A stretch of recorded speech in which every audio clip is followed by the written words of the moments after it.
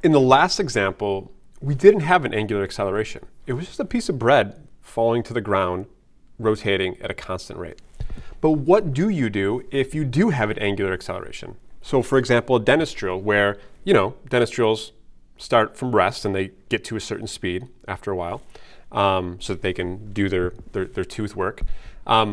What do we do in that case? The answer is you just do your classic laundry list in kinematic equations, but just with rotational variables instead of linear variables. Okay?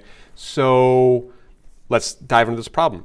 A dentist causes the bit of a high-speed drill to accelerate from angular speed of 1.05 times 10 to the 4 radians per second to an angular speed of 3.14 times 10 to the 4 radians per second.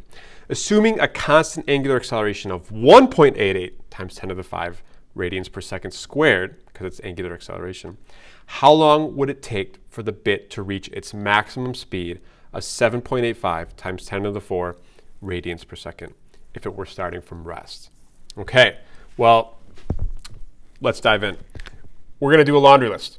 We start here with omega 1, then omega 2, initial angular speed, final angular speed, then alpha, then theta, then t, right? This is just totally analogous to V1, V2, A, D, and T, right? But not in this chapter, buddy.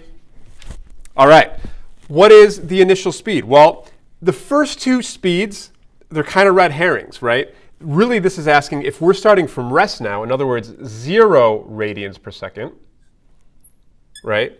How long would it take, so we're finding t, right, for it to reach a maximum speed of 7.85 times 10 to the 4 radians per second. So again, you don't need the first two values because really what the question is asking is for the time to get from rest to this, assuming an angular acceleration of 1.88 times 10 to the 5 radians per second squared.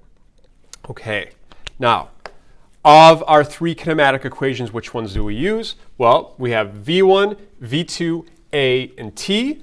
So it sounds to me like the first kinematic equation would be the one that would be the most effective, right? So in other words, we have omega 2 equals omega 1 plus alpha t. Omega 2, once again, is 7.85 times 10 to the 4. Omega 1 is just 0.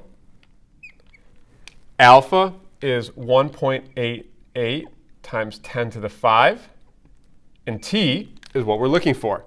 And if I just do my algebra, that goes away, divide by 1.88 times 10 to the 5, I get a time of 0.4 seconds. So this thing is all fired up and ready to go in less than a half a second. That is a dentist drill. All right, pretty basic, right? It's just a kinematics problem. I'm only using different variables, the variables of the rotational world.